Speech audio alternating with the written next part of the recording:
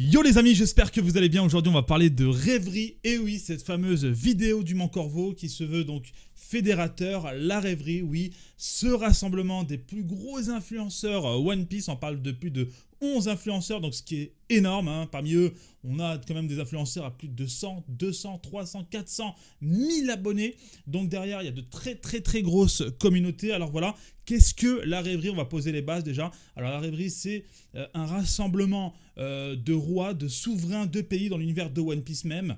Donc des personnes qui sont sous l'ombre, donc sous la houlette du gouvernement mondial. C'est un rassemblement qui se fait tous les 4 ans et durant ce rassemblement, il y a de très grosses décisions prises sur le plan par exemple géopolitique. Alors voilà, il faut savoir que ce concept de rêverie existait déjà sur YouTube, donc c'était dans la communauté anglophone, et le Mont Corvo donc sont les premiers influenceurs à importer ça en France. Donc c'est une grande première et c'est aussi, on va pas se mentir les gars, c'est très clairement le plus gros événement lié de près ou de loin à l'univers One Piece sur YouTube.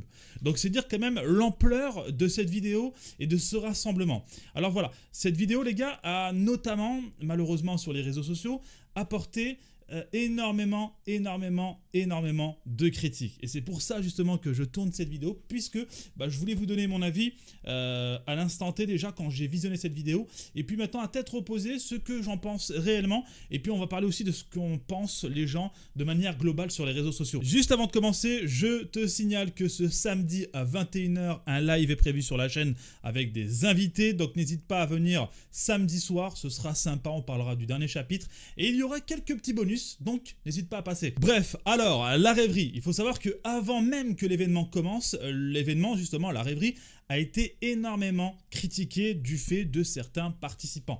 Et là on va pas prendre de pincettes, on va clairement dire les termes les gars.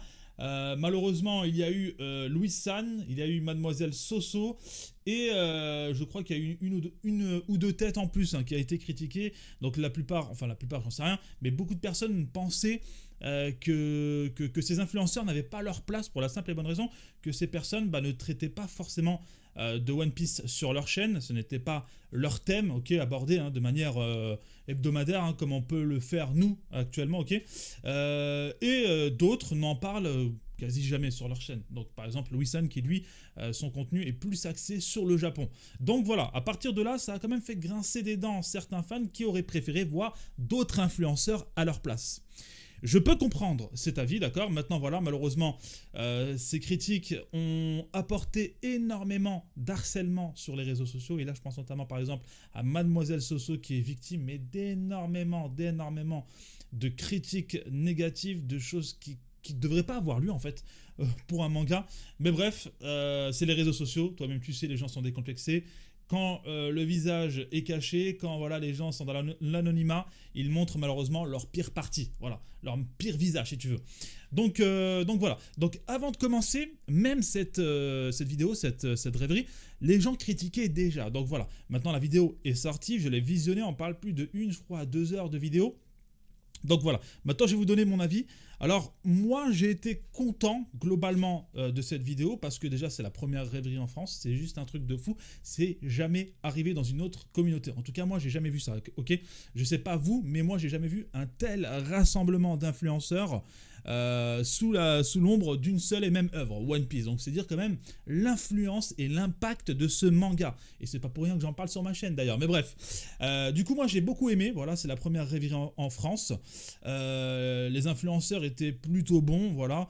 Après c'est vrai que je m'attendais peut-être à plus de thèmes et à des thèmes un peu plus travaillés dans le sens où je voulais un peu plus de développement sur certains sujets liés à l'univers de One Piece, mais voilà, malheureusement, avec plus de 11 personnes, c'est très compliqué, le temps de parole doit être réparti, même si je ne sais pas s'il a été bien réparti, je pense pas. J'ai l'impression que certains influenceurs par rapport à d'autres sont intervenus, mais très peu de fois, d'autres ont pris mais énormément la parole.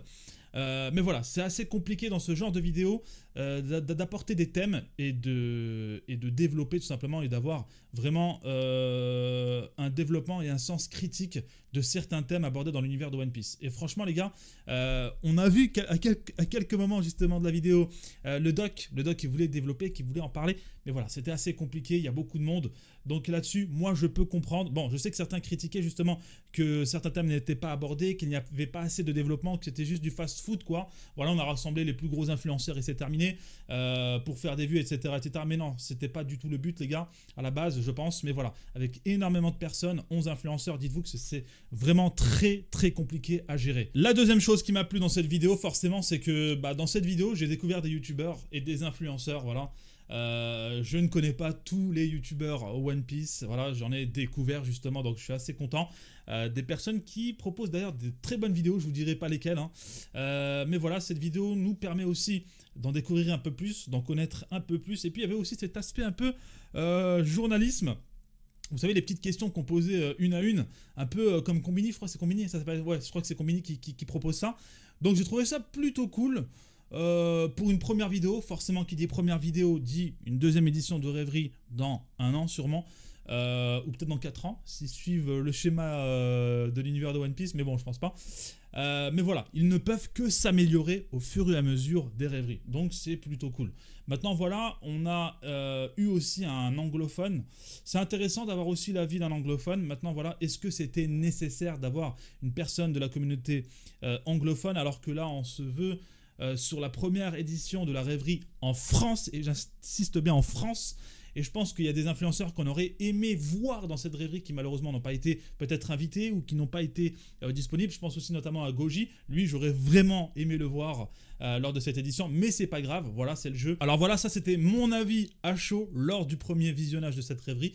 Je ne l'ai pas visionné 2 fois, mais voilà, aujourd'hui, quelques jours après, j'ai un recul et j'ai peut-être un avis un peu plus tranché. Alors moi, je pense que peut-être 2 à 3 influenceurs n'ont pas forcément apporté, je vais pas dire une plus-value parce que c'est quand même fort de dire ça, tu vois, mais moi je pense que 2 ou 3 influenceurs auraient pu être échangés avec de véritables fans de One Piece. Parce que pourquoi? Je vous explique. Qui dit rêverie, les gars, dit à la base dans l'univers de One Piece, rassemblement des souverains, des rois qui représentent leur royaume. Et donc là, en IRL, c'est censé être aussi le cas. Les plus gros influenceurs qui représentent les plus grosses communautés One Piece. Et moi, proposant des vidéos, je suis également membre de la communauté. Je suis aussi un abonné tout en étant youtubeur. Vous voyez ce que je veux dire? Donc forcément, il y a des youtubeurs à travers lesquels je me sens pas forcément représenté. Le but n'étant pas de citer des noms et tout, hein, les gars, c'est pas du tout le but de cette vidéo, mais je me sens pas représenté à travers certains youtubeurs, youtubeuses, et donc j'aurais aimé voir d'autres têtes.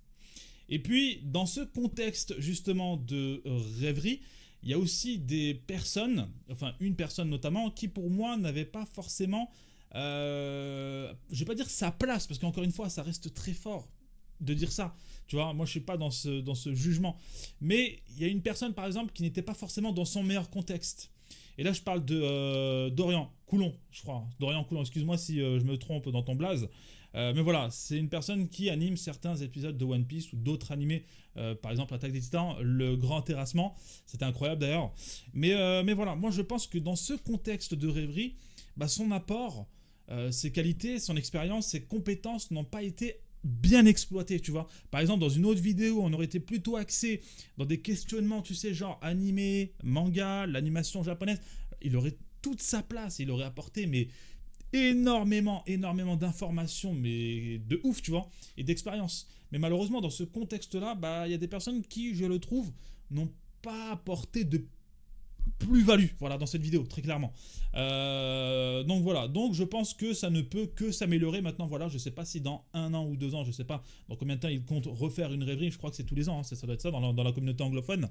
Donc ce sera aussi le cas, je pense, dans la communauté FR, mais je sais pas si ce sera encore les mêmes invités. Est-ce que certains seront remplacés? Est-ce qu'il y en a qui vont encore s'additionner? Est-ce qu'on va réduire justement les influenceurs pour que chacun puisse mieux s'exprimer, mieux développer? Parce que les gars, la matière grise, il y en a. On a le philosophe, on a le doc, on a Mush et on en a bien d'autres qui ont les compétences justement pour développer certains aspects très intéressants de l'univers de One Piece.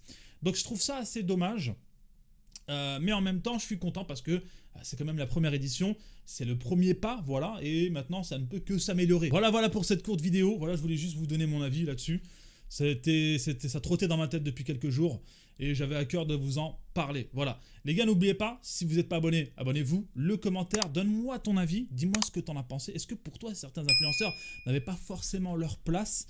Est-ce que tu aurais préféré voir d'autres personnes? Est-ce que pour toi, c'était idéal, c'était parfait? Moi, je vais noter cette rêverie, les gars. Pour moi, c'était en termes d'impact, d'image et de tout ce qui englobe cette rêverie, je mettrais un bon 8 sur 10, même si voilà, j'ai un peu critiqué, hein, forcément. Il y a toujours des critiques à faire de toute manière, du moment que c'est constructif, voilà, du moment que ça apporte quelque chose pour l'avenir. Donc voilà, n'hésitez pas les gars à passer encore une fois ce samedi à 21 h sur la chaîne, je serai en live avec d'autres youtubeurs, Je Fonce, Raito et un invité mystère. Voilà, prenez soin de vous les gars, c'était Roro, peace.